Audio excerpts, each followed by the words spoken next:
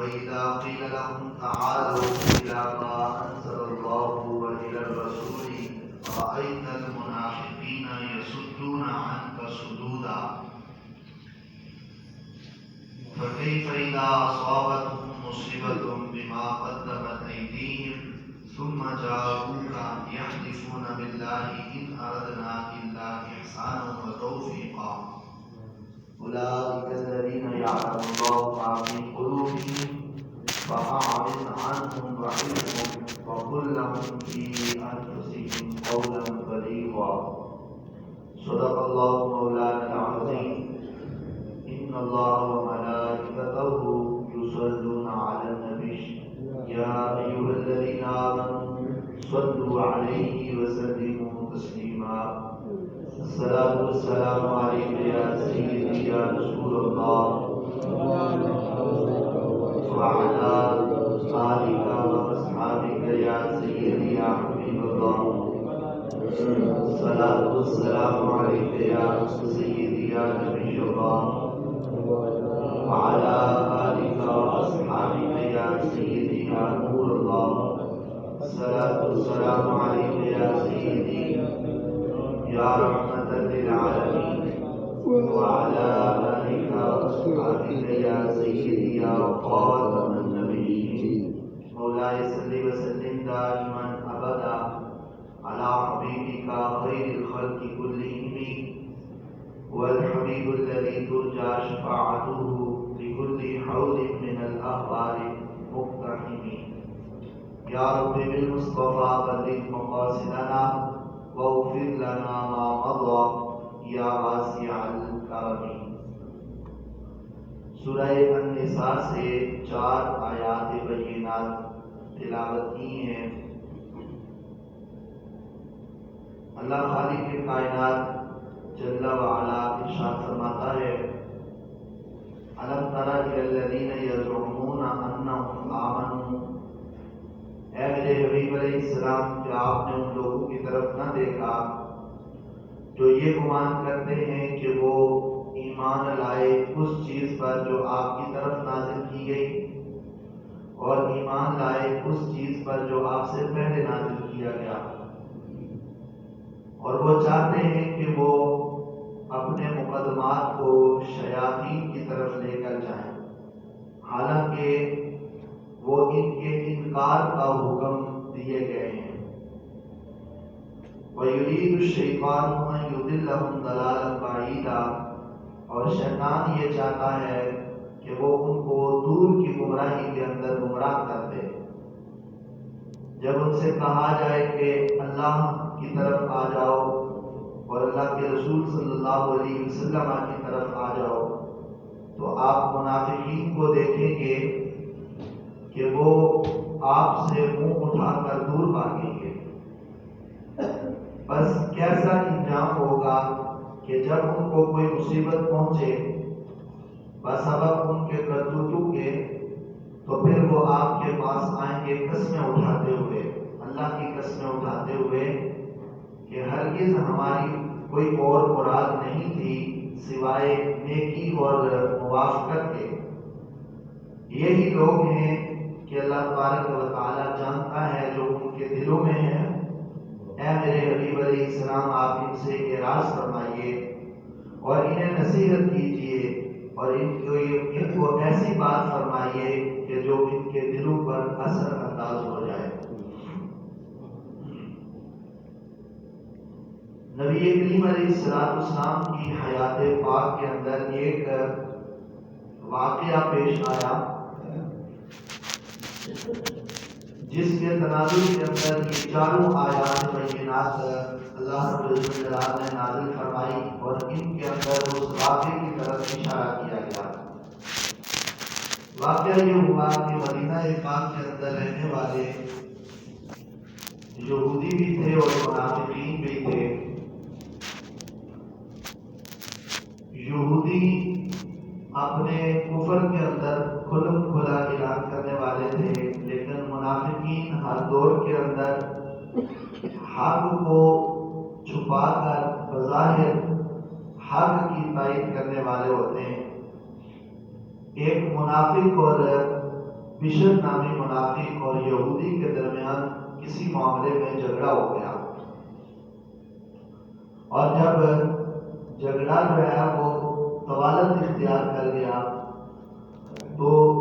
दोनों आपस में झगड़ पड़े। तो जो मुनाफिक था वो काब बिन अशरफ के मानने वाला था। जो काब बिन अशरफ पहली किताबों का इल्म रखने वाला भी था, लेकिन मुनाफिकीन का सरगना था। और मुनाफिकीन अपने तमाम मामलात को उसके पास लेकर जाते और जैसे वो चाहते वो उससे फैसला करवा दिया करते थे। और ये ऐसा शख्स था कि मुनाफिकीन से और अपने मानने वालों से रिश्वत लेकर उनके हाथ में फैसले कर दिया करता था। दोनों का झगड़ा जब यहूदी और मुनाफिक का आपस में तूल पकड़ गया तो मुनाफिक कहने लगा कि ये फैसला चलो काब बिन अशरफ से चलकर करवाते हैं। यहूदी कहने लगा ये फैसला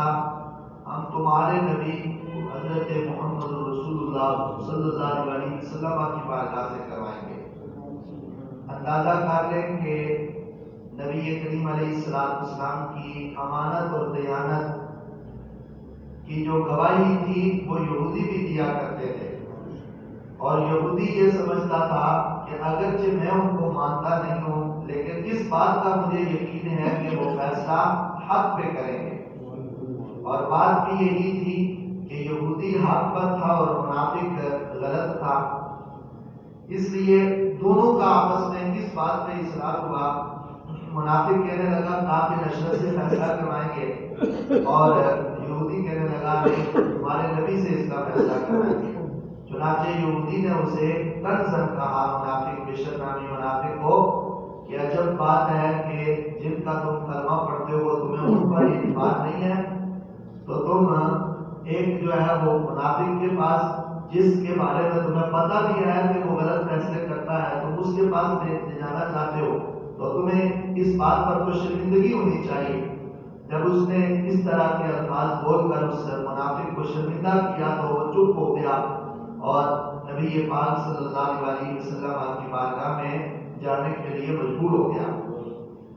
यहाँ तफसीर रूहुल बयान के अंदर इमाम इस्माइल हकी रहमतुल्लाहि ताला अलैह ने बयान किया कि वो नबी पाक अलैहिस्सलाम की बारगाह में गए,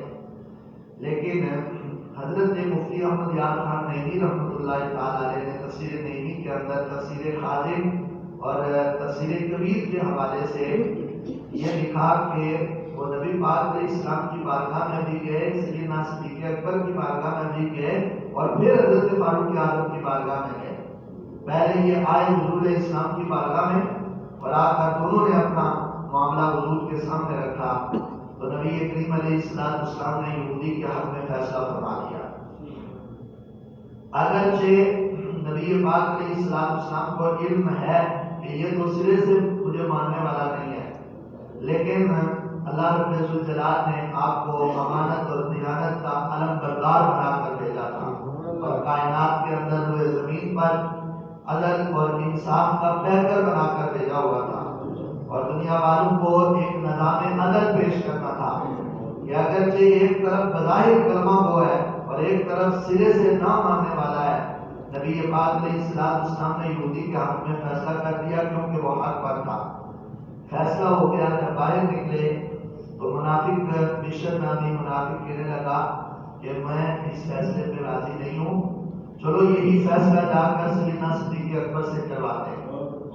और उनके सामने जाकर इस बात का इजहार नहीं करना कि हमने कोई फैसला पहले किसी से करवाया है, बस मामला नए सिरे से उनके सामने रखेंगे, जो वो फैसला करवाएंगे मुझे कबूल होगा।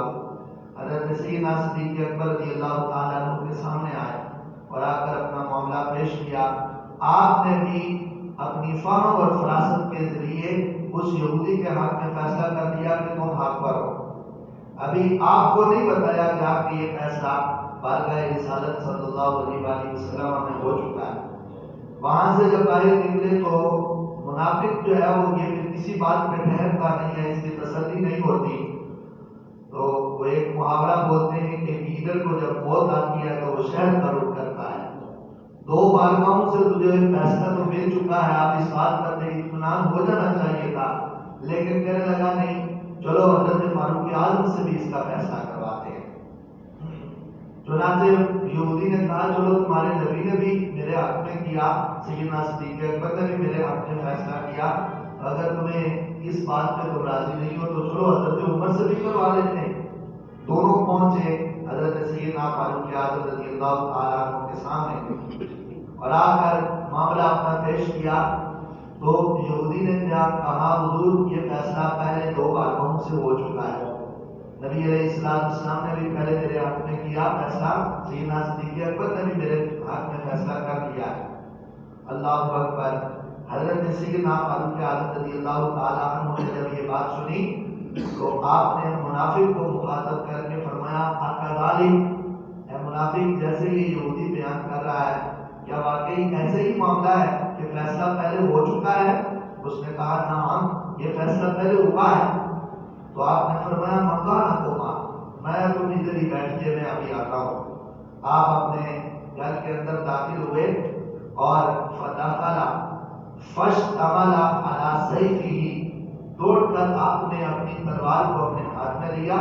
ثم خرج، پھر آپ باہر تشریف لائے تو فضرب به عنق المنافق، آپ نے ایک ہی بات کرتے ہوئے اس منافق کا سر تن سے جدا کر دیا، حتی مات، یہاں تک کہ وہ وہیں پہ تڑپنے لگا،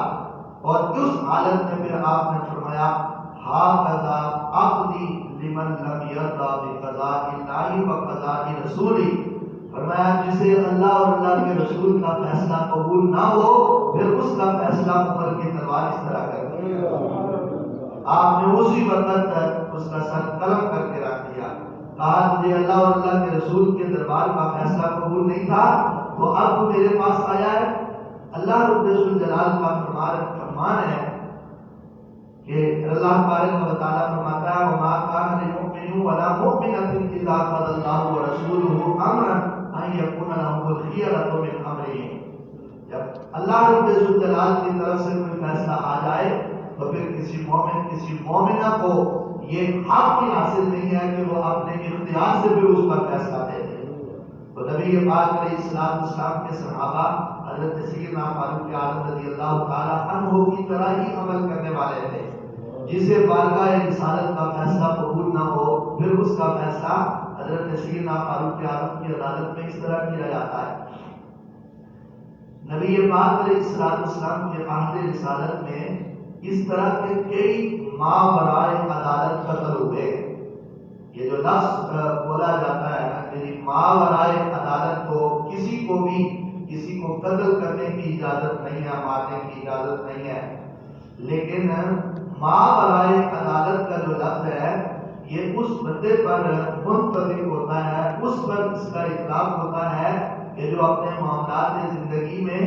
ماورائے عدالت کام بھی ایسے نہ کرے، جو خود ماورائے عدالت کام کر لے تو پھر وہ سارے تحفظات سے نکل جاتا ہے، اس کے مال جان کا کوئی تحفظ نہیں رہتا۔ پھر جب وہ اللہ اور اللہ کے رسول کی امانتوں اور دیانتوں کا خیال نہیں رکھتا تو پھر اللہ تبارک و تعالیٰ بھی اس کے مال اور جان کے تحفظ کا حکم نہیں دیتا۔ حضرت سیدنا فاروق اعظم کے دور میں یہ کام ہوا، جب آپ نے یہ کام کیا تو فنزلت، اس وقت یہ آیت پاک یہ آیات بینات نازل ہوئی اور جبریل علیہ السلام آئے اور آپ کا عرض کیا یا رسول اللہ صلی اللہ علیہ وسلم ان عمر فرق بین الحق والباطل،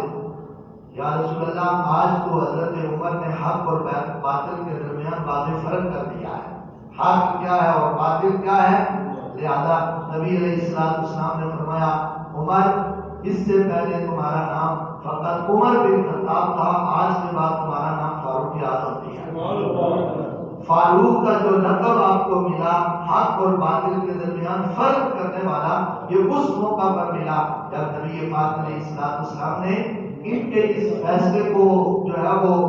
قوم کے سامنے اپنے صحابہ کے سامنے رکھا اور رکھ کر کے داد دیتے ہوئے فرمایا میں عمر تمہارے اس عمل کی تو آج رب ذوالجلال کی بارگاہ سے تعین ہو رہی ہے کہ تم نے حق اور باطل کے درمیان فرق کر دیا۔ تو جب کام جو ہے وہ ماورائے عدالت اس وقت مارز وجود کے اندر آتا ہے اور حرکت کے اندر آتا ہے کہ جب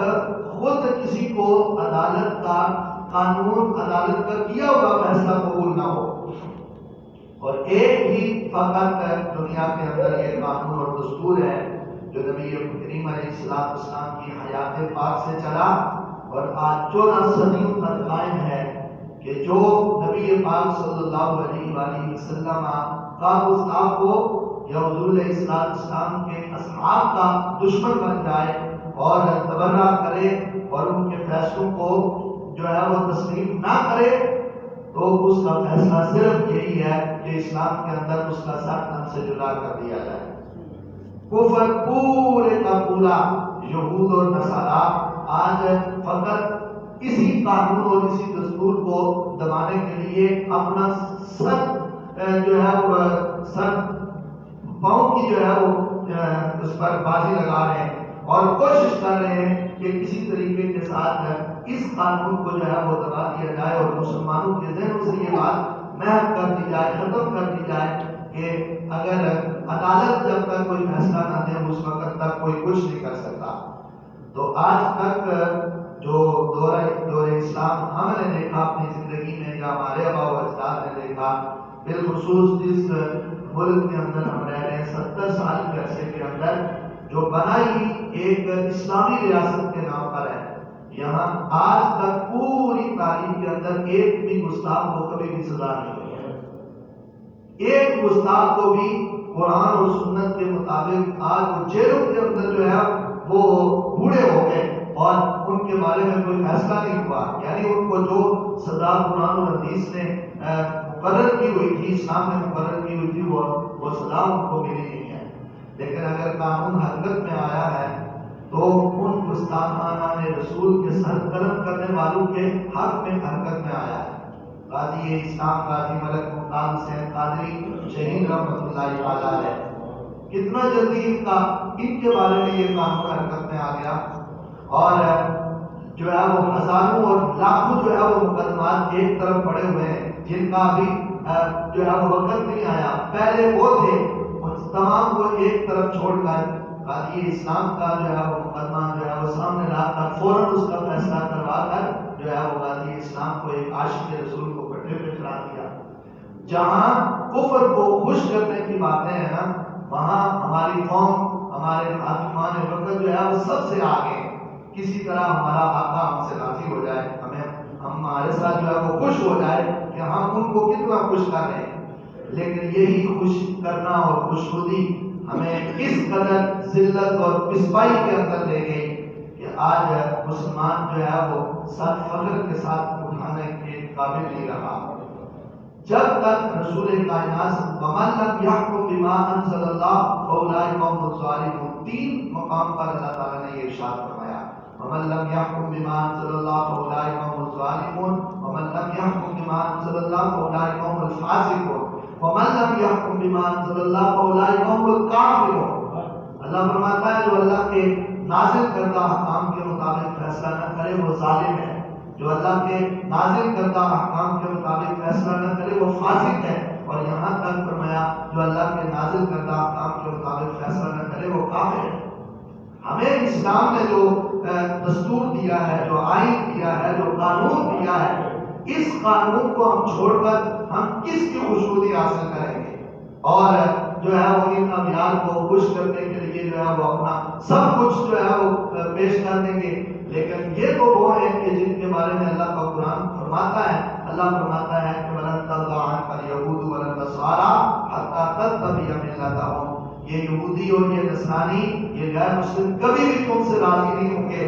یہاں تک کہ تم ان کے دین کے اندر داخل نہ ہو جاؤ، تم ان کے مذہب کے اندر داخل نہ ہو جاؤ، ان کی ملت کو اختیار نہ کر لو، اس وقت تک تم سے راضی نہیں ہوں گے۔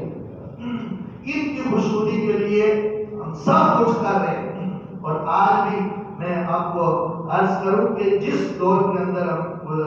جس دور سے ہم گزر رہے ہیں، یہاں ایک پورے کا پورا ایک مافیا کفر کا سارے کے سارے متحد ہو کر صرف یہ جو کارنامے ہیں اہل اسلام کے اور مجاہدین اسلام کے، یہ لوگوں کے ذہن سے محو کرنے کی کوشش کر رہے ہیں۔ اور بالکل قرآن اور سنت کے جو آئین اور دستور ہے اس کو ایک طرف چھوڑ کر اپنی من مانی اور اپنی مرضی کے فیصلے امت مسلمہ کے حاکمان سے حکمرانوں سے کروانے کی کوشش کر رہے ہیں. لیکن یاد رکھیے گا کہ جب تک حاکمان وقت قرآن اور سنت کے فیصلے کو چھوڑ کر اور قرآن کے دستور اور آئین کو چھوڑ کر اگر اغیار کو خوش کرنے کی کوشش کریں گے تو اللہ تعالیٰ ان کے اوپر ذلت اور رسوائی مسلط کرتا رہے گا. وہ اسی طرح کشکول پکڑ کر سب کچھ ہوتے ہوئے ساری قوتیں ہوتے ہوئے بظاہر اپنے آپ کو مسلمان کہلاتے ہوئے بھی غیروں کے محتاج اور غیروں کے سامنے کشکول لے کر جو ہے وہ گدائی کا کاسا لے کر پھر رہے ہوں گے. ہمیشہ اللہ رب الجلال کے اوپر ذلت اور رسوائی مسلط کر دے گا. اور جب قانون کی بالادستی ہو جائے اور قانون اس قانون کی بالادستی کہ جو رسول اللہ صلی اللہ علیہ وسلم کی شریعت کا قانون ہے جو اسلام کا قانون ہے جب اس کی بالادستی ہو تو اللہ رب الجلال فرماتا ہے جب اللہ کا دین آ جاتا ہے اور دین کے مطابق فیصلے ہونا شروع ہو جاتے ہیں تو اللہ آسمانوں سے بھی برکتیں نازل کر دیتا ہے زمین بھی اپنی برکتیں اگلنے لگتی ہے. برکتیں کس قدر آ جاتی ہیں کہ پھر اہل اسلام کو اللہ تبارک و تعالیٰ کسی کا محتاج رکھتا ہی نہیں ہے. تو فقط ایک ہی راستہ ہے ہمارے پاس اہل اسلام کے پاس کہ ہم رسول اللہ صلی اللہ علیہ وسلم کی شریعت کی طرف آ جائیں. اور اگر یہاں سے منہ موڑ کر اور یہ جو منافقین کا طریقہ کار تھا حق کو حق سمجھ کر پھر قبول نہ کرنا اور حق کی طرف نہ آنا اگر یہی طریقہ کار امت مسلمہ کا رہا تو ذلت اور رسوائی کا یہ توق ہماری گردنوں کے اندر ہمیشہ کے لیے رہے گا اور اسی طرح ہم ذلیل و رسوا ہوتے رہیں گے. ہمارا ایک ہی کامیابی کا راستہ ہے اور رسول کائنات صلی اللہ علیہ وسلم کی شریعت اور حضور کا دین ہے. اس کو چھوڑ کر ہم کبھی بھی کامیابی حاصل نہیں کر سکتے. اللہ تبارک و تعالی ہمیں قرآن و سنت کی